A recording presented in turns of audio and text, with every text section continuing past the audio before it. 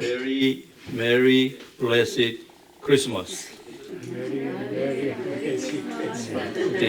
네, 발음 들을만 하세요? Very Merry Blessed Christmas. 연습 많이 했습니다.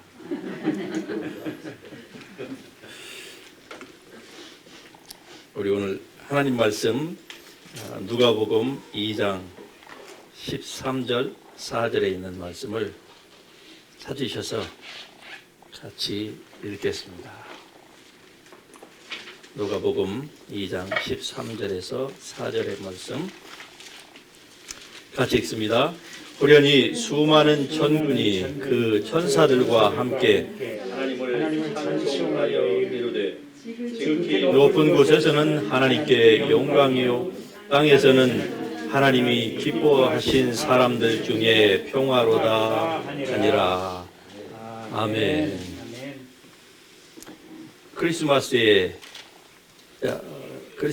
매번 겪으면서 항상 교회에서 지냈으니까 크리스마스에 교회를 가지 않은 때가 제 일생에 아마 한 번도 없었던 것 같아요. 그런데 그때마다 늘 교회 그 앞에 장식이 되어 있는데 마구간이 있고 거기에 자기 예수님이 탄생하시고 되어 있는데, 네,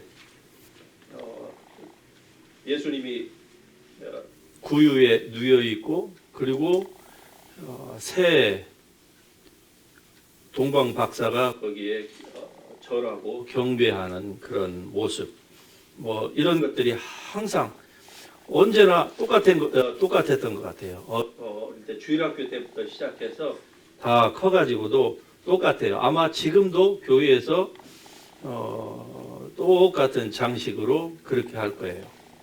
그런데 그게 과연 맞는가 하는 것을 우리가 오늘 여러분이 성경을 들으면서 다시 한번 확인할 수 있기를 바랍니다. 우리가 좀 전에 불렀던 그 찬송가에도 보면은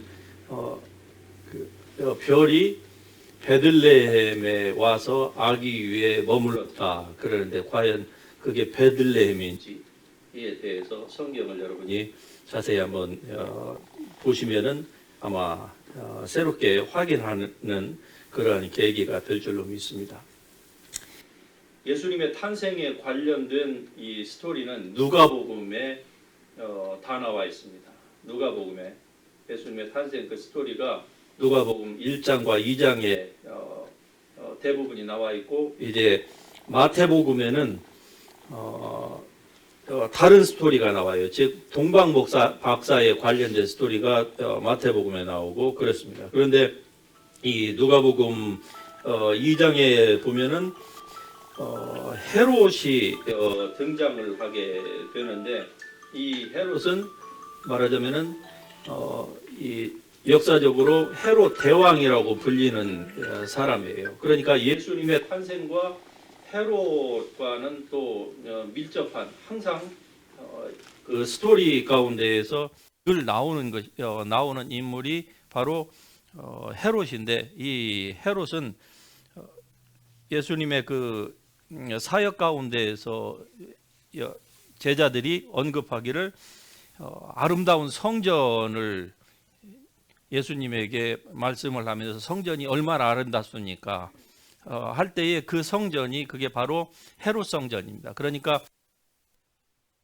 성전이 솔로몬 성전인데 그 솔로몬 성전은 다 이스라엘이 망하면서 다 불타서 없어졌고 그 후에 수르바벨 성전이 세워졌고 그리고 마지막에 지금 헤롯 성전 우리가 읽고 있는 이 누가복음 2장 이 본문에 가서 보면은 그 헤롯이 등장을 하는데 이 헤롯이라고 하는 인물은 굉장히 잔인한 인물이에요. 다시 말씀드리면은 예수님 때문에 그 2살 이하의 어라운 2살, 1살에서 2살의 그 영아들이 비참하게 다 학살을 당하는 그 학살을 시킨 그 인물인데 이 헤롯은 권력력이 아주 세가지고 자기의 가족을 다 죽였습니다. 심지어는 자기 두 아들까지. 그러니까 자기에게 왕권에 좀 도전이 될 만한 인물이 있으면 다 죽였어요. 맨 처음에는 자기 처의 외할머니, 자기 처의 외할머니가 사실 이 헤롯을 헤롯 되게 만드는 사람이기도 하고, 그리고 헤롯을 또 죽을 처지에서 구해줬던 생명의 은인이거든요. 그런데 먼저 자기 처 외할머니를 죽였어요. 그리고 자기의 장모를 죽이고, 그 다음에는 자기의 아내를 죽이고, 그리고는 급기야는 자기의 두 아들까지 왕권에 위협이 된다고 해서 죽인 아주 그 비정의 사람이에요. 그리고는 마지막에 자기가 죽을 때에는 미리 다 준비를 시켰어요. 마치 그 중국의 진시황처럼 자기가 죽을 때에 절대로 자기 혼자 죽지 못하게 하라. 그래서 자기의 그 측근 가족, 가장 믿는 가족에게 자기의 마지막 숨이 거둬진다고 생각을 하면은 다 준비했다가 죽여라 그랬어요. 그래서 엄청난 인원이 또 그의 그 마지막 숨과 함께 또 도륙을 당한 이런 아주 잔인한 인물이 바로 이 헤롯 왕입니다. 본문에 등장하는 헤롯이 또 그런 사람이에요. 그런데 이런 암울한 것만 등장하는 것은 아닙니다. 우리가 읽지는 다 못했지만은 누가복음 1장에 가서 보면은 예수님 오시기 6개월 전에 하나님께서 보내신 사람이 있었죠. 그가 바로 세례 요한입니다. 그런데 그 세례 요한의 어머니와 아버지의 이름이 등장을 하는데 바로 아버지는 사가랴, 어머니는 엘리사벳, 우리가 영어로 엘리자벳이라고 하는 그 부모가 등장하려는데, 성경은 이렇게 얘기해요. 두 사람이 하나님 앞에서 의인이었다, 이렇게 표현을 합니다. 두 사람이 하나님 앞에서 의인이었다. 히브리서 11장에 가서 보면은 의인이라고 하는 표현이 종종 나와요.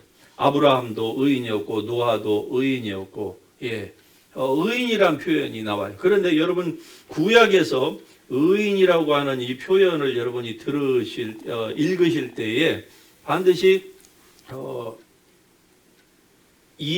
이해하고 넘어갈 필요가 있습니다. 구약에서 의인이라고 할 때는 여러분이 흔히 생각하는 것처럼 sinless, 죄가 없는 사람이라고 하는 그런 의미가 아닙니다. 여러분과 제가 예수 그리스도로 말미암아 하나님 안에서 하나님의 의가 된 줄 믿습니다. 그러나 우리가 죄가 없습니까?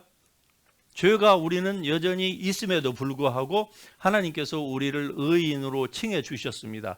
사람이 의롭게 되는 것은 행위로 말미암지 아니하고 오직 예수 그리스도를 믿음으로 말미암아 되나니, 이 똑같은 원리가 구약에서도 구약에 있는 성도들에게도 동일하게 적용이 됩니다. 물론 그들은 우리처럼 성령의 거듭남, 성령의 내주 같은 것은 아직 없었던 시기에 교인들이었습니다. 구약 교인들이었죠. 하지만 성경이 구약에 있는 노아는 당시의 의인이라 이렇게 표현한 것처럼 이 사가랴와 엘리사벳도 하나님 앞에서 흠이 없는 자다, 의인이었다, 이렇게 표현하는 것은 그들이 죄가 없다 이 말이 아니라 그들이 믿음으로 하나님을 믿었다는 거예요. 그러니까 하나님 앞에서 하나님의 자녀가 되고 하나님 앞에 인정을 받는 사람은 구약이나 신약이나 또 동일합니다. 구약은 율법을 지킴으로 의로운 자가 되는 것이 아니에요. 구약도 신약과 마찬가지로 의인은 오직 믿음으로, 의인은 오직 믿음으로. 그래서 그들이 흠이 없다, blameless지 sinless, sin이 죄가 없다, sinless person이 아닙니다. 이렇게 하나님께서 의에 대한 것을 말씀을 하십니다. 이것은 히브리서 11장에 갔을 때에 많은 사람들을 하나님께서 의로운 자라 일컫는 것이 동일하게 같은 원리에서 말씀을 하는 것이죠. 또 누가복음 2장 1절에서 보면은 그때의 가이사 아구스도라고 하는 이 로마의 황제의 이름이 나오죠. 가이사 시저죠. 시저 어거스터스인데 이 가이사 아구스도가 영을 내려서 천하로 다 호적하라고 명합니다. 즉, 이 왕이 로마의 황제가 호적 명령을 내리는 것은 다시 말하자면 오늘날로 말하자면 인구조사를 하는 거예요. 인구조사의 목적은 단순합니다.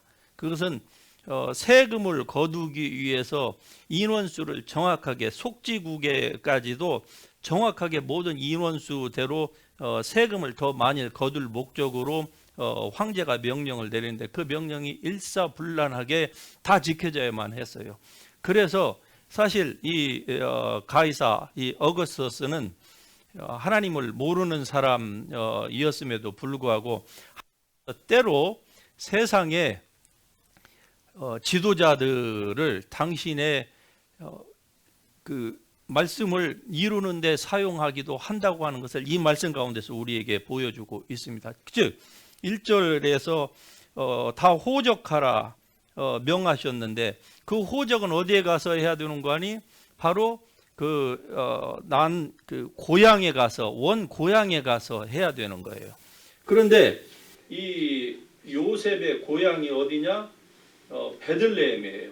왜냐하면 그의 자손 조상되는 다윗이 요셉이 다윗의 자손이거든요.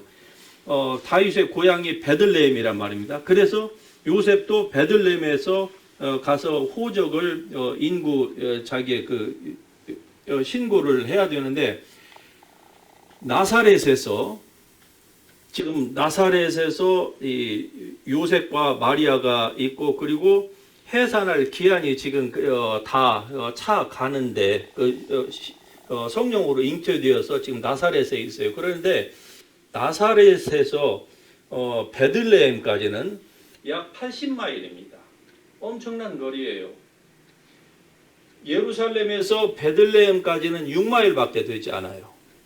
그런데 이 나사렛에서 베들레헴까지는 80마일인데 하루에 20마일씩을 간다고 해도 물론 임산부니까 걸어서 아니고 뭐 나귀나 이런 걸 태웠겠죠. 그래도 하루에 20마일 이상을 가기가 힘들어요. 이 지금 만삭이 된 몸으로. 그렇기 때문에 이 하루에 20마일씩 간다고 해도 일주일. 아마 일주일이 훨씬 더 걸렸을 거예요. 컨디션이 좋지 않으면은 또 쉬어가고. 그러니까 모든 사람들이 다 지금 고향으로 일정 기간 동안에 움직여야 되는 이러한 때였기 때문에 이들이 즉 마리아와 요셉이 베들레헴에 도착했을 때에는 이미 모든 숙박시설이 다 풀이었어요. 흔히 사람들이 얘기하는 것처럼 예수님의 그 부모가 돈이 없어서 방을 못 얻은 것이 아니에요. 룸이 없어서 못 얻은 거예요.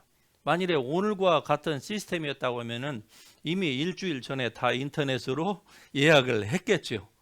그런데 그럴 수가 없었던 거예요. First come, first serve이기 때문에 그냥 먼저 방을 차지를 해야 되는데 없었던 거예요. 그래서 이 마구간에라도 들어갈 수밖에 없는 그런 상황이었고 또 여러분이 뭐 역사서를 읽어보신 분들은 아시겠지만 사실은 예수님이 탄생은 12월이 아닙니다. 이건 로마력에 의해서 12월 이 태양절 태양신을 숭배하는 로마 그때로 해서 사실 12월로 이게 이렇게 됐지만 정확한 때는 잘 알지 못해요. 아마 성서학자들이 주장하기를 뭐 한 2월에서 3월경일 것이다. 어떤 사람은 4월이다 이렇게 얘기를 하는데 뭐 그때가 중요한 것은 아니기 때문에 이미 이렇게 픽스 된 것을 후세가 바꾼다는 것은 참 쉽지 않습니다. 어쨌든 예수님께서는 마구간에서 태어나셨습니다. 그런데 예수님이 마구간에서 태어난 것에 대해서 우리가 인간적으로 동정심을 갖고 아이고 불쌍해 하나님이신 하나님의 아들이신 예수님이 마국간에 태어났다고 하는 것에 대해서 우리가 그 인간적인 그런 생각을 가질 수도 있겠지만은, 그러나 여러분, 하나님이신 그분, 하늘의 영광, 하늘의 모든 길들이 정금으로 되어 있고, 그리고 하늘의 천국에는 12 이 성문이 있는데, 그 성문 하나가 완전히 통짜 진주로 다 되어 있고, 보석으로 모든 벽들이 다 깔려 있는 그러한 영광스러운 곳에서 이 땅으로 내려오신 그분께서 마국간에 태어나시든 아니면은 그분이 시저의 로마의 의리의리한 궁전에서 태어나시든, 그분에게는 전혀 장소가, 어떠한 장소를 할지라도 충분한 곳이 아니었을 것입니다. 그러니까 마국간도 괜찮아요. 단지 우리가 여기에서 포커스를 맞춰야 되는 것은, 하나님께서 미가서 5장 2절에 말씀하신 것처럼 베들레헴에서 하나님의 그 아기가 탄생하는 그것을 이루기 위해서 하나님께서 로마 시저 황제를 움직이셔서 로마로 하여금, 지금 현재 여기는 로마도 아닙니다. 로마의 하나의 변방에 있는 속국에 불과한데, 그 속국에까지 왕의 명령이 일사불란하게 다 미치게 해서, 그것도 만삭의 몸인 이 여인 처녀 마리아, 약 대략 한 15에서 17 정도 되는 그 어린 소녀예요.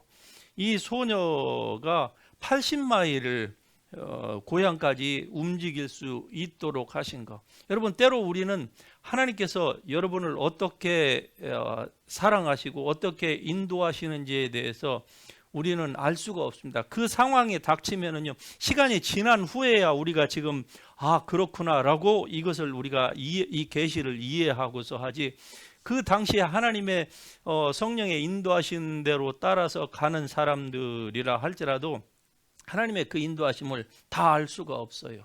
중요한 것은 우리가 하나님의 인도하심, 성령의 그 기름 부으신 가운데서, 하나님의 임재 가운데서 사느냐 그렇지 않느냐는 것이죠.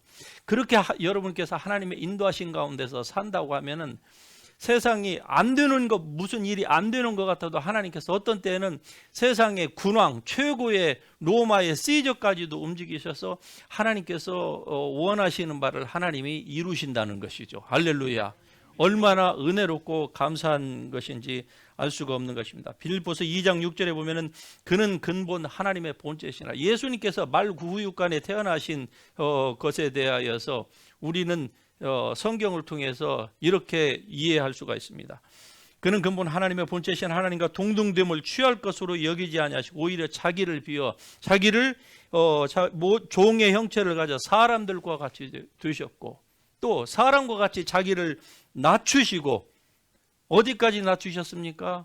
말구유간에 탄생하기까지 자기를 낮추신 그 예수 그리스도, 너희는 그 예수 그리스도를 본받으라 성경이 말씀하고 있는 것입니다.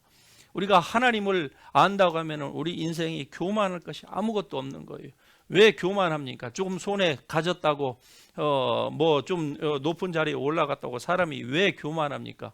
바로 하나님을 모르기 때문에 그런 것이죠. 예수 그리스도의 그 영을 받은 사람은, 마음이 온유하고 겸손하신 그 예수 그리스도의 영으로 충만한 사람은 자기가 교만한 생각이 들었다가도 자기 자신을 낮추는 것입니다. 왜냐? 그 예수 그리스도의 영은 우리를 겸손하게 하는 영이에요. 그분은 하나님과 본래 동등한 하나님이셨어요. 그런데 하나님과 동등됨을 취할 것으로 여기지 아니하시고 오히려 자기 자신을 낮추셨습니다. 사람의 몸의 형체를 있기까지 낮추시고, 그리고 태어날 때에 정말 세상에 비천한 사람들이 많이 있지만은 마국간에서 태어난 천민이 그렇게 많겠습니까? 아무리 그 신분이 비천하다 할지라도 자기 자식을 마국간에서 태어나게 할 그런 사람은 아마 별로 없을 것입니다. 그런데 예수님께서는 낮아지셨는데 정말로 마국간에서 태어나기까지 그렇게 자기 스스로를 낮추신 분이 바로 예수 그리스도이십니다. 또 이 본문에 보면은 목자들이 등장을 하죠. 목자들이 갑자기 밤에 양을 지키고 있을 때에 천사들이 하늘에서 밝은 빛이 그들에게 나타나고 천사들이 그들에게 복음의 기쁜 소식을 전합니다. 오늘날 너희를 위하여 다윗의 동네에, 다윗의 동네는 바로 베들레헴이죠. 다윗의 동네에 너희를 위하여 구주가 탄생하셨다. 이 복된 소식을 들은 이 목자들은 어떻게 했습니까? 바로 자기네들의 그 들은 소식이 사실인지를 확인하기 위해서 바로 베들레헴으로 직행을 하게 됩니다. 그들은 들판에 있었어요. 그리고 밤에 양떼를 지키고 있었어요. 이 목자들이 누구냐? 다시 말씀드려 그 당시의 상황으로 보자면 목자들은 아이러니컬하게도 가장 천민이었습니다. 천출이었어요. 가장. 사실 이스라엘의 출발은 농경 국가가 아닙니다. 거기는 그들의 조상 출발 자체가 아브라함과 이삭과 야곱의 그 출발 자체가 그들은 목축 민족이었어요. 그러는데 어떻게 된 연유인지는 모르겠지만은 이 목자들은 가장 천민 계급에 속한 사람들이었습니다. 그래서 이 밤의 추위와 낮의 더위 이런 것들을 다 감내하면서까지 그들은 양을 지켰고, 특별히 이 목자들이 그런 사람이었어요. 그러는데 오늘날에도 보십시다.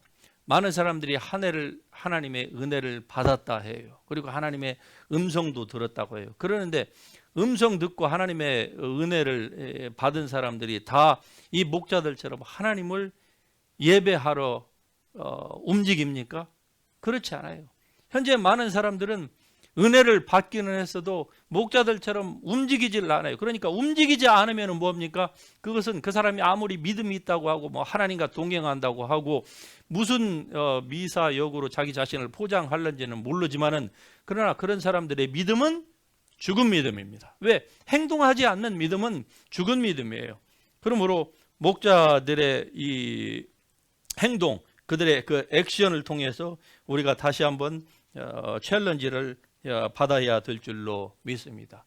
또 한 부류의 사람이 나오지요. 바로 동방박사입니다. 동방박사. 동방박사는 마태복음에서만 등장을 해요. 이 누가복음에서는 예수님의 탄생에 대해서 세례 요한부터 시작해가지고 예수님이 그 탄생에 대한 디테일한 것을 얘기하지만, 동방박사는 마태복음에서만 등장을 하는데, 동방박사가 사실 세 사람이라고 하는 성경적인 증거는 없습니다. 단지 새 예물을 드렸다 해서 세 사람일 것이다 라고 추측하죠. 그렇지 사실은 세 사람이라고 하는 아무런 성경적인 근거도 없고, 어떤 학자들은 이 동방박사가 세 명의 동방에서 온, 즉 페르시아예요. 퍼시아에서 온 그 왕일 것이다. 그런데 그렇다고 하는 증거도 성경에는 전혀 그런 기록이 없습니다. 한 가지 아마 가장 가능한 추측은 이들은 그 페르시아에서 왔다고 하는 것은 분명해요. 모든 성경학자들이 거의 동일하게 얘기를 합니다. 그런데 페르시아에서 이들이 과연 어떤 사람이었을까? 가장 근접한 그 추측이 두 가지입니다. 하나는 천문학자였을 것이다. 또 하나는 사제들이었을 것이다. 그래요. 천문학자나 또는 사제들. 아마 가장 근접한 해석일 거예요. 예수님 요한복음 1장에 보면은 자기 땅에 오매 영접지 아니하였으나, 이스라엘 백성들은 선민으로 하나님 앞에 복을 받은 사람입니다. 태생부터 선민이라고 부르심을 입었어요. 그리고서 그들은 오랜 세월 동안, 사실 말라기 구약의 마지막 선지자 때로부터 지금 400년 동안 여호와의 음성이 아무에게도 들리지 않은 그러한 답답한 오랜 시간을 지내왔습니다. 그때에 그들이 뭐 아무런 종교 활동을, 유대교 활동을 하지 않았을까요? 아닙니다. 사두개인과 바리새인들은 왜 하나님의 음성이 지금은 들리지 않느냐? 그래서 그들은 우리가 열심히 부족해서일 것이다. 우리가 율법을 지키지 않아서였을 것이다. 그래서 그들은 더더욱 율법적인 그 마인드를 가지고 율법을 더 철저하게 지키기 위해서 율법을 쪼개고 그리고 성경에 없는 것까지 막 만들어서 거기다가 덧붙인 거예요. 예수님께서 사역하시는 가운데 그런 것을 성경에서 여러 가지 지적을 하셨지요. 오늘은 제가 그 부분까지는 말씀을 드릴 수가 없을 것 같은데, 그런데 드디어 예수님께서 오셨습니다. 예, 메시아이신 그분께서 오셨어요. 그런데 자기 땅에 오매 자기 백성들이 영접치를 아니했다고 성경이 한마디로 말씀을 합니다. 그런데 그 백성들은 영접치를 아니했는데 동방에서 온 3명의 이 박사들이 이 현자들이라고 표현을 하는데, 이 박사들이 먼 땅에서 예수님을 영접하러 왔다고 하는 거, 그리고 그 땅에서 예수님을 영접한 그 땅 백성 가운데 영접한 사람은 계층 중에서, 계급 중에서 가장 천빈 계층의 사람, 모든 사람으로부터 멸시를 받는, 우리도 불과 100여 년 전만 해도 이 분명한 계급 사회였기 때문에 천민이, 즉 조선이라고 하는 나라에서 천민이 얼마나 이 멸시와 천대를 받는 그러한 사람이었는지 여러분 잘 아실 것입니다. 중인의 가장 일반인의 가장 어린 아이한테도 이 천민들은 고개를 반드시 숙이고 가야 되는 거예요. 그리고 절대로 이 뻣뻣한 자세를 취할 수 없는, 천민들은 이름도 없었고, 예, 그냥 하나의 동물 취급을 했던, 그게 천민이에요. 어느 나라이든지 마찬가지예요. 지금도 계급 제도는 없어졌지만, 그러나 네팔의 갈정마다 보면은 분명히 자기네들 사이에는 보이지 않냐는 그 계급이 있습니다. 그래서 너는 브라만이냐 아니면은 뭐냐 이렇게 해가지고, 예, 물론 돈이 있으면은 천민도 다 뛰어넘어서 브라만들하고 같이 동등하게 생활을 하지만, 그러나 계급은 현대에 없어졌지만 그러나 여전히 계급 의식은 사람들 속에 여전히 상존하고 있는 것입니다. 그래서 사람의 이 사상이라고 하는 것이 얼마나 무서운가 하는 것을 우리가 다시 한번 상기하게 되는데, 동방 박사들 멀리에서 왔어요. 그런데 그들이 어떻게 동방에서 별의 한 별의 나타남을 보고, 그러니까 별의 한 별이 나타났는데 그 별은 unusual한 스타로 이들에게 보였던 거예요. 이런 것을 봤을 때 이분들은 그냥 일반 사람이 아니라 아마 천문학자였을 것이다라고 하는 이런 추측이 가장 설득력이 있다고 봅니다. 일반인들은 하늘에 별이 나타나도 그냥 좋다 이 정도이지, 저 별이 없던 별이네 이렇게 우리가 그거를 노리스 할 수 있는 사람이 없거든요. 그러니까 이 박사들에게 어느 날 없던 그 별이 나타났어요. 우리가 볼 때는 세상 하늘에 있는 이 별들이라고 하는 것이 그냥 중구난방으로 되는 것 같지만 그렇지 않다고 합니다. 지금 하늘에 있는 이 별들은요, 하나님이 천지를 창조한 그때부터 지금까지 정확하게 자기의 궤도를 따라서 돈다고 합니다. 우리 눈에 볼 때는 하늘의 별이 마치 그 꽃가루가 떨어지듯 그렇게 엄청난 그 갤럭시들이 있는 것 같지만, 그 모든 별들은요, 창조 때부터, 그리고 예수님이 오실 그 세상 새말까지 모든 별들은 다 자기의 궤도를 따라서 돈다는 것이죠. 그래서 오늘날에는 이게 과학이 발달을 해가지고 천체를 연구하는 사람들은요, 지금으로부터 예를 들어서 세종대왕 때 하늘의 별자리가 어땠느냐 하는 것을 컴퓨터에다가 딱 집어넣잖아요. 그러면 정확하게 그때 하늘의 별자리가 다 나온다는 거예요. 1000년 전이면 1000년 전으로 버튼만 딱 눌러놓으면 1000년 전에 하늘의 별자리가 어떻게 될 것이다. 그리고 앞으로 그럼 1000년 후는요, 1000년 후도 똑같이 나온다는 거예요. 얼마나 하나님이 정확하신 분이신지를 우리가 생각을 하면은 우리의 삶을 그분에게 맡겨도 우리는 아무런 불안함이 없이 주님 안에서 살 수 있을 줄로 믿으시기 바랍니다. 하나님이 이렇게 정확하신 분이에요. 그런데 이 별이 나타났는데 동방 박사들이 그 별을 따라서 지금 움직입니다. 아마 그 별은 일반 별보다 훨씬 더 그 거리가 가까웠을 거예요. 그러니까 그들이 예루살렘까지 왔는데 예루살렘에서 계속적으로 별의 인도함을 따라가야 되는데 예루살렘이 수도이니까 드디어 예루살렘에 와서 묻습니다. 유대인의 왕으로 나신 이가 어디 계시뇨? 라고 묻자 온 예루살렘이 소동을 합니다. 여러분이 아시다시피 사람들이 소동을 하고, 그리고 그 말이 드디어 그 헤로데에게까지 들어가지요. 그래서 헤롯이 깜짝 놀랍니다. 제가 이미 여러분이 헤롯에 대해서 말씀을 드렸죠. 그는 권력력이 아주 보통 이 권력자와 다를 만큼 그렇게 자기의 그 권력력이 심했던 사람인데, 아니 유대인의 왕이 태어난다는 것이죠. 그런데 그 유대인의 왕이 태어나는 징조가 무엇이냐? 벌써 하늘에 별이 나타났다는 거예요. 그리고 그 사람들이 어디에서 왔느냐? 페르시아에서 왔다는 거예요. 저 아라비아 반도를 지금 건너서 왔다는 겁니다. 그 건너온 거리로 따지자면 성경은 정확하게 얘기하고 있지 않지만은, 그러나 전후 좌우를 다 종합해서 봤을 때에 약 1년에서 2년 전에 출발을 했어요. 그 별이 언제 나타났느냐? 예수님이, 아기 예수가 마국간에 태어나던 그때 나타났어요. 그때 나타나서 그 별을 보고 이 세 명의 이 동방 박사가 그 별의 인도함을 따라서 지금 아라비아 반도를 건너왔는데, 여러분 잘 아시다시피 별은 언제만 보이죠? 밤에. 그러니까 그들이 인도함을 따라서 온 그 시간이니 밤낮으로 움직였다고 하는 움직이는 것보다 훨씬 2배 이상의 시간이 걸렸을 거예요. 예.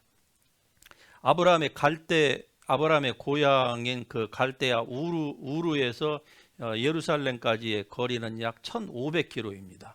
그 아라비아 반도를 건너온 거예요. 어딘지 정확하게는 모르지만 어쨌든 페르시아에서 왔으니까. 그러니까 헤롯이 그 말을 듣고서 먼저 이 성경학자들을, 전문가들을, 종교인들을 부릅니다. 유대인의 왕이 어디에서 나겠느냐? 그러자 사람들이 딱 대답을 하는 것이죠. 유대 땅 베들레헴이오니. 예, 미가서 이 5장 2절의 말씀을 얘기를 하는 거죠. 유대 땅 베들레헴이오니. 그래서 이 헤롯이 이제 자기의 속내를 숨기고 동방 박사들에게, 그러면은 당신들은 먼저 베들레헴으로 내려가라. 그리고 거기서 아기를 찾거든 나에게도 알려서 나도 유대인의 왕으로 나신 아기께 경배하려고 하노라 하고 그들을 먼저 보냅니다. 그런데 자, 여기에서 이제 아주 중요한 거, 여러분이 일평생 잘못 알고 있었던 한 가지의 팁을 제가 말씀으로 드립니다. 동방 박사들을 헤롯이 예루살렘으로 가라고 했지만은 사실 박사들이 베들레헴으로 가라고, 예루살렘에서 베들레헴으로 가라고 했지만은 베들레헴으로 갔다고 하는 성경의 기록이 없어요. 그 전체적으로 보면은 박사들은 어디로 갔느냐? 나사렛으로 갔습니다. 그러니까 우리가 지금까지 알고 있었던 그 동방 박사들이 말 구유통에 누워 있는 아기 예수에게 예물을 드리고 경배하였다, 그를 워십했다고 하는 것은 성경적인 것이 아닙니다. 그런데 어쩌면 성경적인 것이 아닌 것이 그렇게 오랫동안, 아마 앞으로 100년이 지나도 똑같이 하고 있을 거예요. 저같이 설교한 사람이 교회에 담임 목사가 되지 않는다고 하면은 아마 똑같이 들고 있을 것입니다. 왜 그럴까요? 교회의 전통이 그렇게 만들었어요. 전통이. 어쨌든 그게 포인트는 아니니까 아기가 태어난 곳 베들레헴이 아니에요. 미가서 5장 2절에는 베들레헴에서 태어났다고 했는데 그 태어난 곳이 베들레헴인 것은 맞습니다. 확실합니까? 예, 베들레헴이에요. 왜? 베들레헴에서 태어나기로 하나님께서 예언을 성경에 예언한 것을 이루기 위해서 이 어거스터스의 를 이용해서 하나님께서 그 환경을 만들어서 결국 하나님의 말씀을 이루셨으니까. 그런데 마국간에서 태어나고 난 이후에 보면은 분명히 이 요셉이 아기 예수와 그리고 자기 와이프 마리아를 데리고 다시 고향으로 갔을 것입니다. 그런데 성경을 전체적으로 다 보면은 누가복음 2장에서도 보면은 그렇게 나와요. 남자아이가 태어났을 때에는 40일 동안 정결 예식을 해야 되거든요. 즉 8일 만에 할례를 해야 됩니다. 포피를 베어내는 사내 아이일 경우에 8일 만에 할례를 하고 그리고 40일 만에 성전에 올라가야 돼요. 그러니까 8일 만에 하고 7일째 되는 날 해서 8일째에 할례 예식을 하고 그리고 32일이 지난 이후 40일째 되는 날 성전에 올라가서 누가복음에 보면은 예수님이 성전에서 그 예식을 마친 이후에 즉 40일이에요. 그 마친 이후에 요셉이 아기 예수와 그리고 와이프를 데리고 고향 나사렛으로 돌아갑니다. 그 이후에 그 이후 어느 시점에 동방 박사들이 온 거예요. 예루살렘에. 그리고 베들레헴이라고 했는데 당시에 예루살렘에 왔을 때에 그 별의 인도함을 이들이 잊어버렸어요. 사람들에게 그것을 물었어요. 그 먼 거리를 그 별의 인도함을 따라서 왔습니다. 어떻게 그들이 별의 인도함을 따라서 왔을까? 우리는 뭐 여러 가지 추측을 할 수 있지만 그러나 분명하게 한 가지 가장 확실한 추측은 그들은 분명히 성령의 지시하심을 따라서 저 별이 유대인의 왕이고 단순한 한 국가 유대의 왕이만이 아니라 저는 온 세상을 구원할 구세주의 별이라고 하는 사실을 그들은 분명히 알았을 것입니다. 그럼 뭐 어떻게 그렇게 추측이 가능하느냐? 바로 이 페르시아는 다니엘이 이 3대 왕의 세 제국에 걸쳐서 다니엘이 총리를 했던 곳이에요. 그러니까 이미 오랜 세월이 다 지나서 다니엘이라고 하는 그 존재는 없지만은 그러나 그가 바벨론으로부터 시작해갖고 페르시아 메대까지 미쳤던 그 영향력은 이미 다 여전히 남아 있을 것이고 그리고 무엇보다도 특별히 이 하나님의 인도하심을 받아서 왔던 이 사람들에게 있어서는 다니엘서 9장 25절에 보면은 다니엘 그 언젠가 하나님의 그 기름 부음을 받을 왕이 태어날 것인데 그 왕이 온 세상의 임금과 구주가 될 것이라고 하는 그 예언의 말씀을 이들은 분명히 알고 있었을 것입니다. 이런 측면에서 이들은 그 당시에 페르시아의 종교 그 사제이면서 하늘의 별을 관찰하는 천문학자였을 것이다라고 하는 추측이 아주 일리가 있게 되는 것이죠. 이제 여기에서 우리가 또 한 가지를 생각해 볼 필요가 있습니다. 별을 사람들이 수천 년 동안 살펴왔습니다. 그리고 지금도 그래요. 요즘은 여러분 페이퍼 뉴스페이퍼를 많이 사람들이 보지 않지만은 그러나 항상 그 뉴스를 보면 신문을 보게 되면은 거기에서 어떤 사람들은 반드시 오늘의 뭐죠?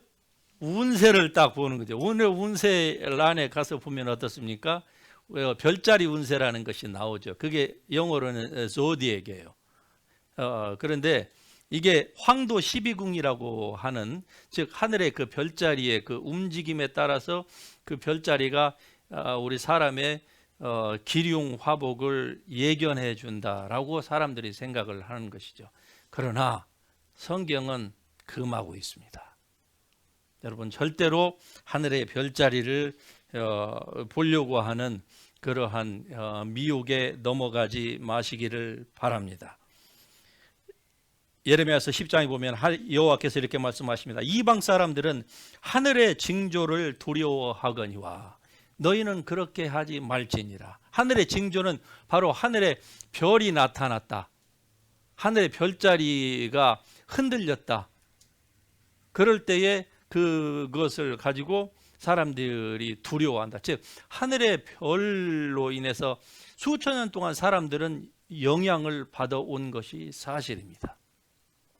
우리도 이 역사 드라마나 이런 것들을 보면은 그 하늘의 별을 가지고 별자리의 그 움직임에 따라서 뭐 왕조가 흥왕도 하고 망하기도 한다고 하는 이러한 그 예견들에 온 국민들이 다 휘둘리는 것들 여러분이 많이 아실 겁니다. 그러나 성경은 그것을 금하고 있습니다. 별자리가 사람들에게 영향을 미친다고 하는 것이 성경적으로는 전혀 없는 거예요.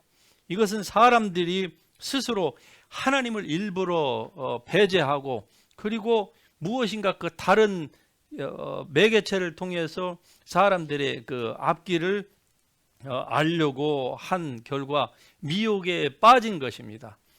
그래서 신명기 18장에서는 이렇게 말씀합니다. 너희는 점장이나 기륭을 말하는 자나 요술하는 자나 무당이나 또는 진언자, 이 진언자는 귀신의 이름으로 사람들을 저주하고 그걸 선포하고, 그리고 그 귀신의 이름으로 사람을 묶어서 결국은 뭐 죽이는, 말하자면 흑색 마술 뭐 이런 거 있죠. 이런 것이 이제 진언자인데, 진언자나 신접자나 박수나 초혼자를 너희 가운데에서 용납하지 말라고 말씀합니다. 절대로 여호와 하나님 한 분을 섬기는 그거 이외에 다른 어떤 종교나 다른 어떤 신비하다고 하는 것에 여러분의 마음이 미혹되지 않기를 축복합니다. 주님을 바라보지 않고 그 여타의 다른 그 무엇에 관심을 갖기 시작하면은요, 누구나 할 거 없이 사람의 마음 가운데 믿음이 떨어지기 시작하면은 다른 것이 들어와서 쓸데없는 것들이 우리를 유혹하게 되는 것이죠. 아담과 하와가 범죄할 때에도 그랬어요. 하나님을 바라보지 않고, 즉 하나님의 말씀을 절대적으로 신뢰하는 것을 그들이 등한히 했을 때에 그 다음에 반드시 미혹이 그들 가운데에 들어왔던 거예요. 그러므로 여러분과 저도 절대로 예외가 아닙니다. 하나님 말고 주 예수 그리스도의 복음 말고 다른 어떠한 것에 여러분의 마음을 빼앗기지 않도록 여러분이 하셔야 된다, 그 말입니다. 이미도 여러분에게 말씀을 드린 것처럼 과연 동방 박사가 베들레헴에 왔느냐? 아니라는 것이죠. 동방 박사가 찾아온 것은 베들레헴이 아니라 바로 나사렛 예수였습니다. 나사렛에 계신 예수 그리스도였어요. 예수 그리스도의 고향은, 탄생한 곳은 베들레헴이었지만 그러나 예수님의 고향은 나사렛이었습니다. 그래서 이 동방 박사들은 베들레헴이 아닌 나사렛으로 그들이 갔던 것이죠. 그리고서 그들에게 세 가지의 귀한 예물을 드렸는데, 이 예물에 대해서 아주 재미난 연구를 어느 사람이 한 기록이 있습니다. 피터 J. 데니얼이라고 하는 사람인데요. 이 사람은 국제 비즈니스를 하면서 또 국제적인 정치인입니다. 그런데 이 사람이 많은 돈을 들여서 한 그룹의 그 역사학자들, 특히 그 성서 고고학자들을 한 그룹에게 그 펀드를, 그가 많은 펀드를 주고서 과연 아기 예수에게 드렸던 이 황금과 유향과 이 모략이 오늘날의 이 화폐 가치로 이 컨버트를 하던, 아니면 당시에 그게 어느 정도의 값어치가 나갔을까 하는 것을 연구를 하라고 그 프로젝트를 준 적이 있습니다. 그런데 결과적으로 그 역사학자들이 연구한 그 보고에 의하면은 한마디로 거금이었다는 거예요. 당시에는 그 황금과 유향과 이 모략이 거금이었을 것이다. 결코 작은, 그러니까 우리가 아이가 태어나면 어떻습니까? 우리는 뭐 마음을 다해서 한다고 하고서 아이에게 주는 선물이 기껏해야 금 뭐예요? 얼만큼이에요? 금? 한 돈? 예, 한 돈 주면 많이 주죠. 보통은 반 돈. 예. 그런데 아기 예수님이 받은 선물은 그 정도가 아니라 당시의 화폐 가치로 봤을 때의 거금이었다. 무슨 말씀인 줄 여러분 캐치를 하십니까? 즉 하나님이 가난한 이 마리아와 그리고 요셉에게 아기 예수님을 맡기실 때에 이미 태어난 지 얼마 되지 않아서 아기 예수님을 평생 뒷받침하고도 남을 충분 이상의 거금을 하나님께서 이미 다 선사하셨다는 것이죠. 얼마나 놀라우신 분입니까? 제가 가끔 여러분에게 하나님은 절대로 사람에게 공짜로 일을 시키시는 법이 없다 말씀을 하지요. 예, 그 말씀을 여러분이 믿으세요. 왜냐? 하나님은 가난하신 분이 아니기 때문에 그래요.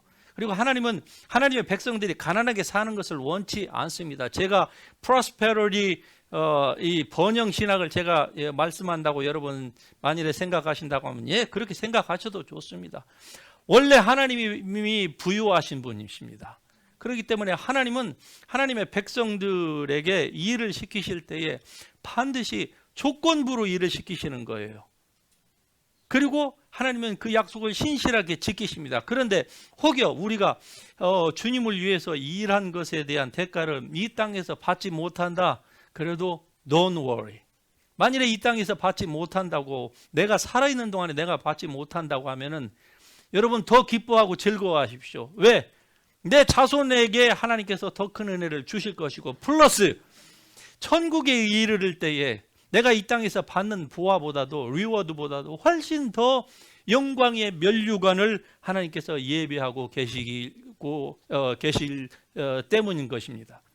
하나님은 절대로 우리를 공짜로 일을 시키시는 분이 아니라 그 말이에요.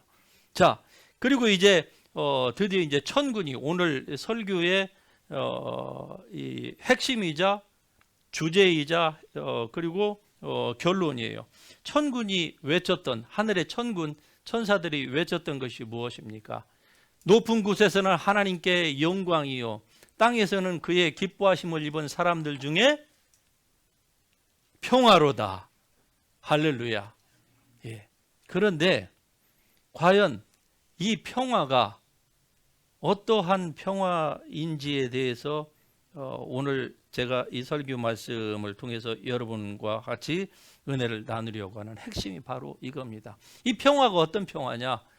하늘에서는 하나님께 영광이고 땅에서는 사람들 사이에 평화로다. 과연 여러분 한번 생각해 보십시다. 지금 사람들 사이에 평화가 있습니까? 평화가 있어요? 복음 때문에 세상에 평화가 왔습니까? 그리고 평화가 도래했습니까? 앞으로도 평화로운 세상이 될까요? 세상이? 우리는 물론 그러기를 원하지요. 그러나 성경적으로 봤을 때에는 이 말씀은 하나님의 기뻐하심을 입은 사람들 중에 평화로다. 사람 사이의 평화를 말씀하시는 것이 아닙니다. 이 본문의 말씀은 사람 사이의 평화가 아니라 하나님과 사람 사이의 평화를 말씀하고 있는 것입니다. 하나님과 사람 사이에. 왜냐? 이것은 마태복음 10장 34절에 보면 예수님께서 하신 말씀을 통해서 우리가 분명히 다시 사람들 사이의 평화가 아니라고 하는 것을 확인할 수가 있어요. 예수님께서 말씀하십니다. 내가 세상에 온 것은 너희에게 평화를 주려 함이 아니고 너희 가운데 검을 주러 왔다. 검이 뭡니까? 서로 싸우는 거예요. 예수님께서 오심으로 말미암아 복음 때문에 세상에 평화가 깃들기는 했어요. 일부 사람들에게, 우리와 같은 크리스천들의 마음 가운데는 잊어버렸던 하늘의 평화를 하나님께서 우리에게 선물로 주신 것은 분명합니다. 그러나 이 평화가 일부에게만 이루어진 것이지 사람과 사람 사이에 평화가 생겼다고요? 아닙니다. 오히려 사람과 사람 사이에는 평화가 아니라 나누이는 검이 생겼어요. 그래서 오늘날 기독교는 세계의 종교 가운데에서 가장 혐오받는 종교입니다. 크리스천들은 지금 특별히 한국과 미국에서는 가장 혐오받는 이 종교인이 그리스도인이 됐어요. 예, 지난주에도 보면은 한국에서 이 정치권에 대해서 쓴소리를 하는 어느 교회가 또 폐쇄를 당했어요. 뭐 한두 사람의 그 확진자가 나왔다고 해가지고 2주 동안 폐쇄를 당했습니다. 그런데 그 2주 폐쇄 당한 것이 그 합당하냐? 세상은 합당하다고 정부가 하지만 사실은 그것은 굉장한 불공평이에요. 왜? 병원에서 확진자가 한 사람이 나오잖아요. 그러면은 병원은 소독을 하고 나서 2시간 후면은 다시 그것을 사용할 수 있게 만들어 놨습니다. 그리고 일반 공공시설, 예를 들면 백화점에 확진자가 나왔다. 그러면은 거기는 소독을 한 후에 하루 정확하게 24시간 후면은 다시 버글버글 사람들이 다녀도 아무 이상 없다고 하는 것이 질병관리본부에서 내려놓은 지침이에요. 그런데 교회는요, 확진자가 생기면은 2주 동안 폐쇄를 해야 돼요. 이게 법이 똑같은 법입니까? 기독교를 탄압하는 거예요. 예, 이게 세상입니다. 세상은 복음을 미워합니다. 왜 그럴까요? 복음이 존재하는 한 가정이 바로 세워질 것이고, 가정이 바로 세워져 있는 한 이 세상의 악으로 세상을 조장하고 그리고 컨트롤하려고 하는 이 악한 이 공산주의, 이 사회주의 세력자들이 결코 자기네 뜻을 펼칠 수 없기 때문에 그래요. 그래서 미국에 이렇게 엄청난 구조적인 악이 세상에 대법원에게까지, 대법원의 이 판사의 그 캡틴에게까지, 그리고 공화당의 원내 총무에게까지, 그게 다 깃들어 있어갖고 도대체 누가 아군인지를 지금은 구분을 할 수 없는 이런 기가 막힌 시점에 지금 우리가 살고 있습니다. 여러분 분명히 아셔야 돼요. 이 평화는요, 사람들 사이의 평화가 아닙니다. 그 일부의 혜택을 우리가 가장 받은 축복된 사람들인 것은 분명하지만, 그러나 이 말씀은 피상적으로 보면 사람들 사이의 평화 아닙니다. 복음이 선포된 이후로 사람들 사이에 나누어짐이 훨씬 더 심해졌습니다. 한 가정에서 남편과 아내가 이 복음 때문에 나눠졌어요. 자식과 부모 간에 이 복음 때문에 나눠졌습니다. 그렇다고 해서 하나님께서 그것을 그렇게 만드셨느냐? 아니야. 이건 하나님이 그렇게 만드신 것이 아니에요. 하나님의 뜻은 무엇인 줄 아십니까? 너희는 할 수만 있으면 모든 사람과 더불어 화평하라고 하는 것이 하나님의 뜻입니다. 가정에서도 화평하고 사회와 사회, 나라와 나라 사이 가운데서도 서로 화평하라고 해요. 로마서 5장 1절에도 보면 너희가 믿음으로 의롭다 하심을 받았으니 예수 그리스도로 말미암아 하나님과 더불어 화평을 누리라고 말씀합니다. 그러니까 하나님과 화평하고 사람들 사이에도 화평하는 것이 하나님의 뜻입니다. 하지만 복음의 이 절대성 때문에 자꾸 나눠지는 것은 어쩔 수가 없는 거예요. 그런데 안타깝게도 이 복음을 접하고 구원을 받고 난 이후에 어떤 사람들은 하나님의 음성이 아님에도 불구하고 잘못 들어서 인생을 허비하는 사람이 있는가 하면, 어떤 사람은 음성을 바로 듣고서 자기의 목숨을, 가장 중요한 것을 버리면서까지 복음을 지키고 신앙을 지키려고 했던 사람이 있어요. 저는 이 두 케이스를 잘 알고 있습니다. 하나는 먼저 긍정적인 케이스부터 말씀을 드려볼게요. 저의 동기 목사님인데 제주도 출신이에요. 그 아버지가 어떤 분이었느냐, 제주 서귀포에서 내노라 하는 부자였습니다. 그런데 제 동기 목사의 아버님이 우리나라 기독교 초기에 선교사를 통해서 복음을 접했어요. 그리고서 예수를 믿기 시작하자 그 아버지가 핍박을 합니다. 그 집에는 아들, 딸 둘밖에 없는데 아버지가 핍박을 해서 못 나가게 막 때리고 그러는데도 불구하고 이 아들이 예수를 계속 그냥 방문을 잠궈놔도 뚫고 또 나가서 예배드리고 오고, 이게 반복이 되죠. 어느 날 아버지가 선택하라고 합니다. 너 예수를 선택할래? 저 서양 선교사를 따라서 예수를 선택할래? 아니면은 이 아버지를 선택할래? 둘 중에 하나만 하라는 거예요. 만일에 네가 신앙을 버리지 못하겠다고 하면은 너를 우리 족보에서 오늘부로 파버리겠다 그래요. 그러자 이 친구의 아버지가 자기는 신앙을 절대로 버릴 수 없습니다. 그러자 그날 밤에 그 아버지가 그 아들을 죽이려고 아주 대노를 하시는 바람에 그 아버지가, 그 아들이 그 당시에 그 물맷돌 하나만 들고 그냥 아무것도 가지지 못하고 그 집에서 쫓겨났어요. 밤에 야밤도주를 한 거예요. 그렇지 않으면은 아버지한테 잡혀서 죽을 것 같아서. 그래서 그 아버지의 그 말씀처럼 이 아들은 재산 한 푼도 못 받았어요. 모든 재산이 제 그 친구의 고모한테 다 넘어갔습니다. 그래서 제가 그 수년 전에 서귀포를 가본 적이 있는데, 서귀포의 가장 그 중심되는 그 땅에, 서울로 말하자면 강남 같은 곳이에요.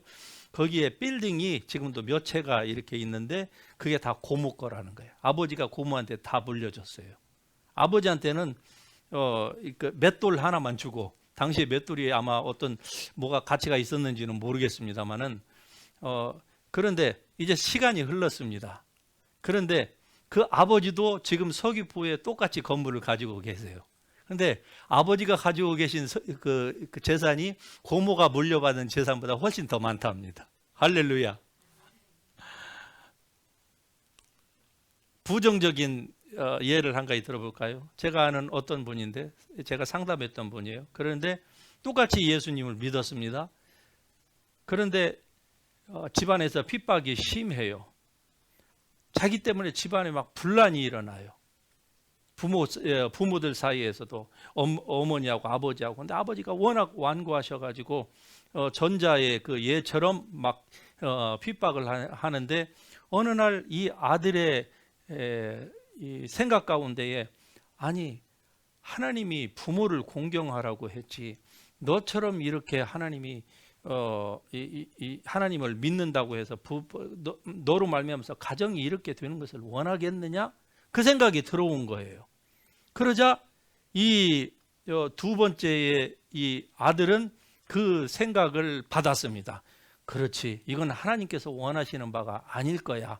나 때문에 가정이 이렇게 힘들어지는 것은 아닐 거야. 그리고서 그 생각을 바꿔서 잠시 가정이 안정을 되찾을 때까지만 내가 교회 나가는 것을 보루하자. 그 생각과 타협을 한 결과 정신을 차려보니까 수십 년이 그냥 지나간 거예요. 그리고 자기의 인생이 아주 어려운 지경에 처했을 때에 저를 만났습니다. 그리고서 자기가 수십 년 동안을 어떻게 인생을 살아왔는지, 허비했는지를 얘기를 하면서 눈물을 흘리는 어느 형제를 대한 적이 있습니다. 복음은요, 사람들 사이의 평화가 아니에요. 하나님과 사람 사이의 평화를 말씀하고 있는 것입니다. 마태복음 10장 37절에 보면은 예수님께서 아버지나 어머니를 나보다 더 사랑하는 자는 내게 합당하지 아니하고, 또 다른 그 구절에서 보면은 아내나 남편이나 아들이나 딸을 나보다 더 사랑하는 자도 내게 합당치 않다고 말씀합니다. 그는 뭐 하나님의 참 성령을 받은 사람, 하나님의 바른 음성을 받은 사람들은요, 이 주님을 섬기는 일에 자기의 목숨을 다 걸게 되어 있는 것입니다. 하나님 앞에 합당한 사람이 되기 위해서, 물론 여기에서 우리가 현명하게 잘 처신을 해야 된다고 하는 것은 기본일 것입니다. 그러나 어떤 때는 현명하게 아무리 처신을 하려고 해도 피할 수 없는 막다른 골목과 같은 때가 분명히 있을 거예요. 선택의 기로에 딱 놓여 있는 그때에, 그러면은 여러분이 어느 편을 택할 것인지를 여러분이 분명히 결정해야 될 것입니다. 이 평화는 사람과 사람 사이의 평화가 아니라고 하는 것을 이미 말씀을 통해서 여러분에게 이미 증명을 해주고 있습니다. 이사야서에 보면은 40장에 보면은 전쟁이 끝났고 그 죄악이 사함을 받았다고 말씀하십니다. 전쟁이 끝났고 그 죄악이 다 사함을 받았다. 무슨 말씀입니까? 이사야 40장의 그 현재 시점으로 보자면은 먼 미래에 예수님께서 오실 약 600년, 700년 이후의 사건이겠지만은, 그러나 지금 오늘 우리에 보면은 이미 하나님과 사람 사이의 전쟁이 끝난 것입니다. 왜? 예수 그리스도께서 오심으로 하나님과 사람 사이의 전쟁이 끝난 거예요. 그래서 하나님께서 더 이상 여러분과 전쟁 관계에 있지 않습니다. 하나님은 여러분을 향해서 배드 무드를 여전히 갖고 계시지 않아요. 그럼에도 불구하고 이 사실을 알지 못하니까 사람들이 여전히 평화를 누리지 못하고 있는 안타까운 현실에 우리가 살고 있습니다. 여러분, 하나님과 우리 사이의 전쟁은 다 끝났습니다. 여러분의 모든 죄악이 과거, 현재, 미래까지 다 사함을 받았습니다. 그러므로 이제 하나님과 여러분 평화하십시오.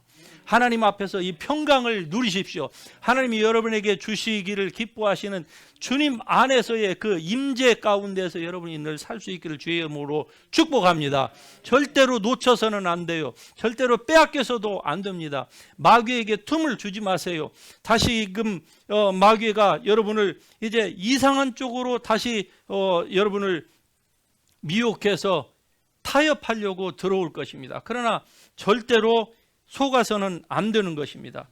골로새 1장에 보면은 그의 십자가의 피로 화평을 이루사, 하나님과 우리 사이에 화평을 이루셨어요. 무엇으로? 예수의 십자가로 말미암아 화평을 이루사 땅에 있는 것이나 하늘에 있는 것들이 그로 말미암아 자기와 화목하게 되기를 기뻐하심이라. 예, 땅에 있는 것과 하늘에 있는 것들, 여기에 대해서 제가 땅에 있는 것, 하늘에 있는 것을 말씀을 드리겠습니다. 땅에 있는 것이라고 하는 것은 바로 우리 거듭난 신자들을 얘기하는 것이죠.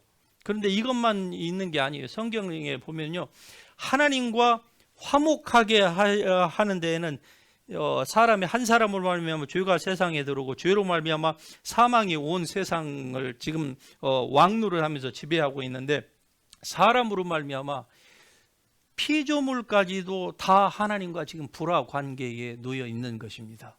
그러므로 예수 그리스도로 말미암는 이 하나님과 사람 사이의 그 전쟁이 끝났고 이 화평의 언약이 선포된 이후에 앞으로 이 땅에 있는 것들, 성경에 보면 땅에 있는 것들이라고 얘기해요. 땅에 있는 것들이나 하늘에 있는 것들이나 이렇게 얘기를 해요.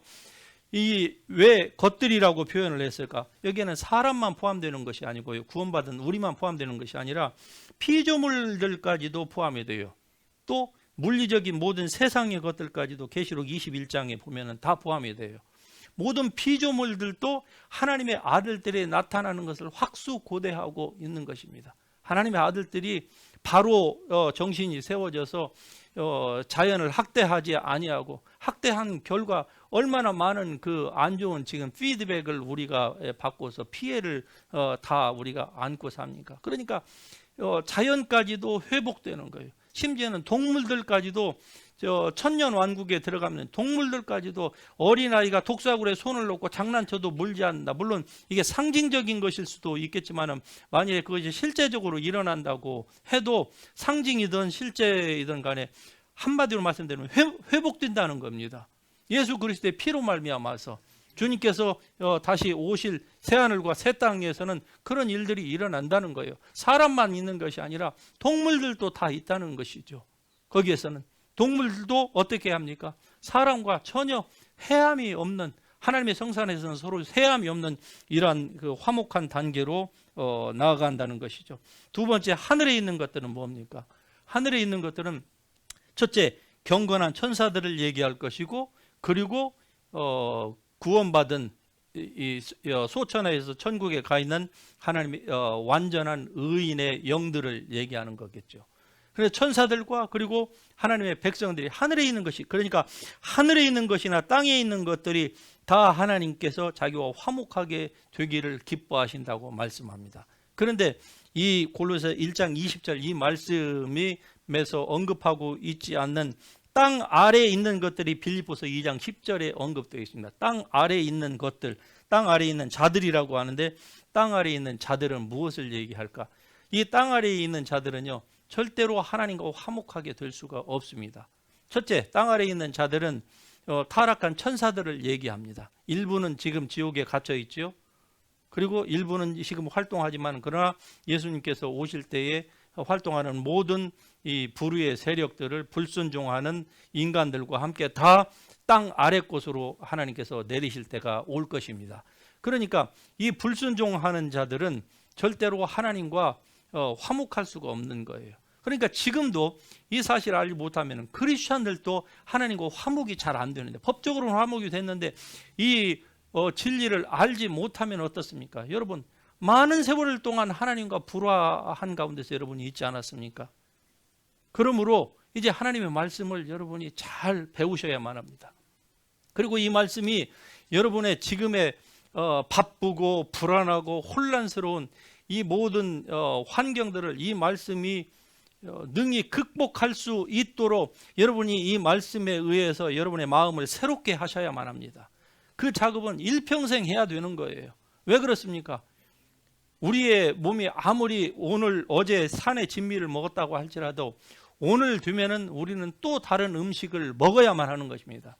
왜? 육은 그렇게 우리의 밥으로 음식으로 살아야만 하는 거예요. 그런데 성경은 그것만 얘기하는 게 아닙니다. 사람이 떡으로만 살 것이 아니요 하나님의 입으로부터 나오는 우리의 영은요 모든 하나님의 말씀으로 살아야 되는 것입니다. 그러니까 이 말씀을, 여러분 혼란케 하는 말씀을 자꾸 듣지 마세요. 혼란케 하는 말씀들이 오늘날 보면은 너무 홍수처럼 많습니다. 예, 설교라고 해서 다 같은 설교가 아니에요. 뭐 제 설교가 가장 잘났다, 제가 그 말씀을 드리는 것이 아니라, 이게 율법적인 설교를 많이 듣다 보면은요 절대로 사람들의 마음에 평화가 있을 수가 없습니다. 왜인 줄 아십니까? 성경적인 원리에서 아주 딱 떨어지기 때문에 그렇습니다. 평화는 하나님과의 관계에서 오게 되어 있습니다. 평화는 하나님과의 절대적인 관계에서 오게 되는데, 하나님과의 관계는 어떻게 맺습니까? 행함으로 맺을 수가 없습니다.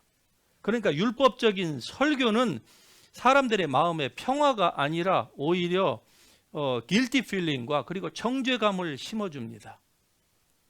거룩하게 살으라고 교회에서 강조를 하는데 사람들이 거룩하게 살고 싶어요. 성령 받은 사람들이. 왜?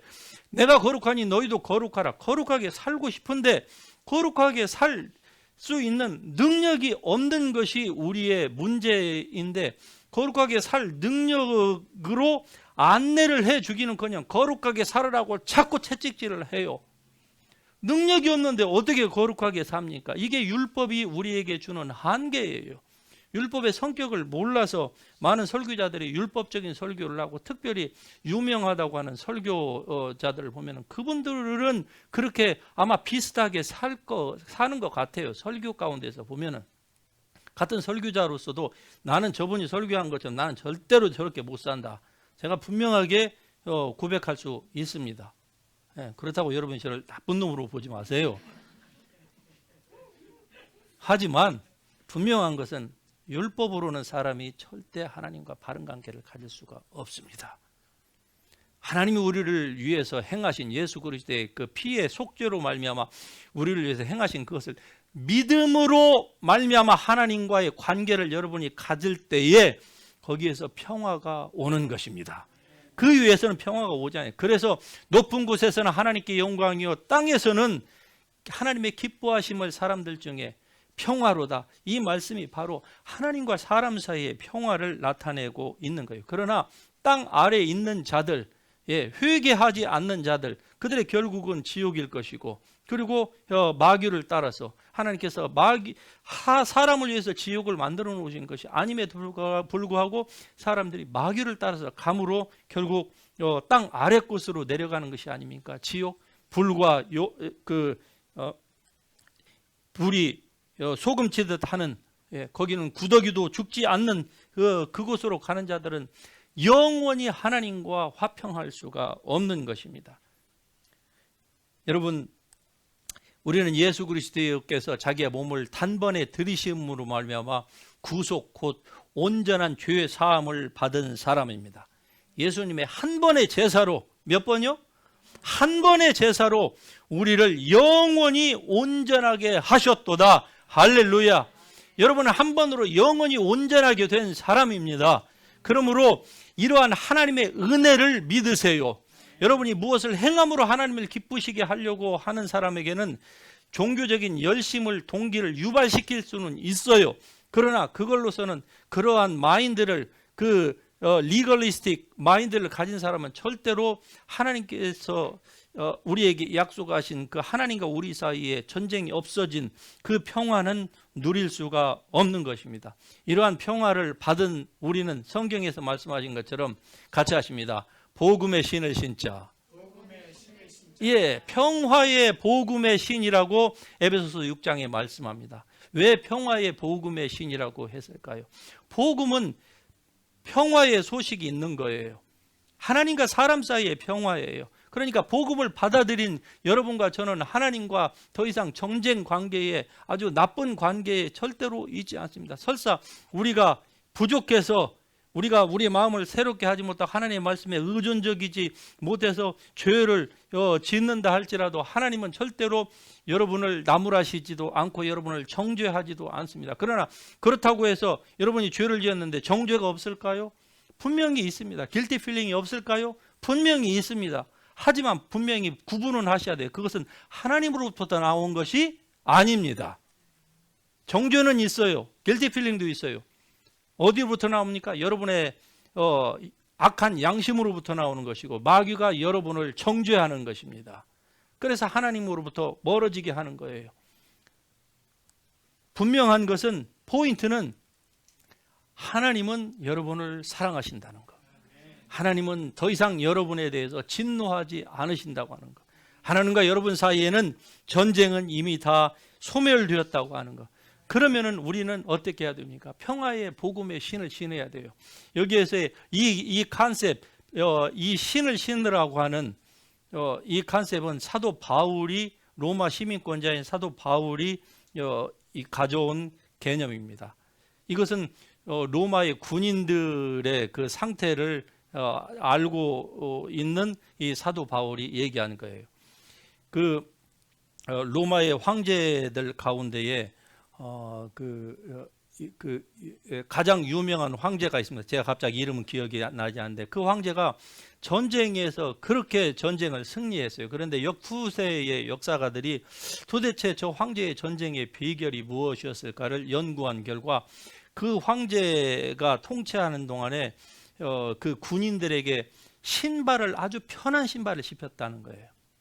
오늘같이 여러분 이런 운동화 없는 거 여러분 아시죠? 옛날에 생각해 보십시다. 그때는 한국에서는 불과 100년 전까지만 해도 집신을 신고 다니는 시대였는데 군인들이 그런 신발을 신고 전쟁을 수행할 수가 있겠습니까? 그런데 그 황제는 군인들에게 아주 최상품의 가죽으로 한 번 신으면 발이 편안하게 장거리를 움직여도 전혀 어려움이 없도록 그 신발을 신겨줬다는 거예요. 다시 말씀드리면 평화의 복음의 신이라고 하는 것이 이러한 의미를 우리에게 가져다 주는 것입니다. 이 평화의 복음의 신발이 아니고 이 평화의 신을 우리가 신지 않으면요 오래 못 가요. 오래 구보할 수가 없습니다. 왜? 발이 아파서 신발이 불편하면 오래 못 가지요. 그러니까 하나님과의 평화의 관계가 무엇인지를, 어디서 평화가 오는지를 여러분이 알지를 못하면요 다시 얘기하면 신앙생활이 오래 못 가요. 그래서 어떻게 됩니까? 요요 크리스찬이 되는 거예요. 롤러코스터를 탑니다. 하루는 좋았다가 그 다음에는 그냥 바닥까지 떨어지고, 이런 삶을 사는 거예요. 하나님과의 평화가 무엇인지를 모르니까, 리걸리스틱 마인드로 하나님 앞에 가려고 하기 때문에. 그래서 성경에서 우리에게 말씀합니다. 평화의 복음의 신을 신고, 할렐루야. 하나님과 사람 사이에 평화를 예수님의 탄생이 우리에게 가져다 주었습니다. 이 평화를 이제 여러분이 충분히 누리면서 받을 수 있기를 축복합니다. 마지막으로 이사야서 54장의 말씀입니다. 내가 다시는 노아의 홍수로 땅 위에 범람하지 못하게 하리라 맹세한 것 같이. 노아의 홍수로 땅 위에 범람하지 못하게. 이게 무슨 말씀인 줄 아십니까? 성경의 언약에는 두 가지의 종류의 언약이 있습니다. 첫째는 조건 언약이 있고, 두 번째는 무조건적인 언약이 있어요. 조건을 따지지 않는 언약이 있습니다. 그런데 지금 이사야 54장 9절 10절에서 하는 이 말씀은 바로 무조건적인 언약이에요. 조건이 없어요.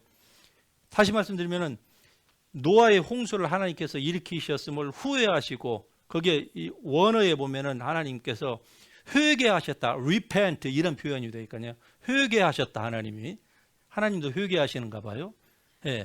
그렇게 표현을 하고 있어요. 그리고서 주님께서 스스로 말씀하시면 내가 다시는 물로 세상을 심판하지 않겠다. 그래서 지금 아무리 비가 많이 온다고 할지라도 우리 크리스천들은 안심합니다. 물로 다시가 세상이 노아 때와 같이 심판으로 이르지 않을 것이라고 하는 것. 단지 이제 우리는 불의 심판을 기다리는 것이죠. 그렇게 맹세한 것 같이 내가 너희에게 다시 노하지 아니하며 너를 책망하지 아니하기로 하나님이 맹세하였다고 말씀합니다. 산들은 떠나며 언덕들은 옮겨질지라도 나의 자비는 내게서 떠나지 아니하며, 할렐루야. 우리를 향한 하나님의 자비는 떠나지 아니하며, 그리고 나의 화평의 언약은 흔들리지 아니하리로다. 할렐루야. 이 화평의 언약, 조건 없는 언약이에요. 우리가 우리의 이 언약은 우리의 어떤 행위에 따라서 하나님께서 움직이시는 그런 언약이 이 언약은 아니라 이 말입니다. 하나님과 우리 사이에 예수 그리스도를 통해서 주신 이 언약은요, 흔들리지 않는 거예요. 다시 말씀드리면은 산들은 떠나며 언덕들이 옮겨질지라도, 산이 옮겨서 바다에 빠지는 한이 있을지라도 하나님의 우리를 향해서 약속해 주신 이 화평의 언약은 절대로 흔들리지 않는다. 절대로 하나님 편에서 회수하시는 법이 없다. 하나님이 후회하시는 법도 없다. 이 놀라운 축복을 여러분이 이 크리스마스 이 주일을 맞이해서 다시 한번 새기면서 이 말씀을 붙들고 내년 이때가 될 때까지 이 화평을 어느 환경, 어떠한 조건 가운데 있을지라도 절대로 놓치지 말고 빼앗기지도 말고 이것으로 인해서 세상과 타협하지도 말고 이 화평의 언약을 주님으로부터 항상 받아서 누리는 축복이 여러분의 삶에 충만하시기를 예수 그리스도의 이름으로 축원합니다. 우리 같이 일어나셔서 이 말씀 우리 붙들고 같이 한번 기도하십시다. 하나님과 사람 사이에 주신 이 놀라운 이 화평, 이 평화, 정말 은혜로운 말씀입니다. 정말 강력한 말씀이에요. 이 말씀을 하나님께서 우리에게 이 성탄절 메시지로 주셨다고 하는 거, 우리 같이 동성으로 기도하시면서 주님 앞에 감사하면서 나아가십시다. 사랑과 은혜의 하나님께 감사드리며 주님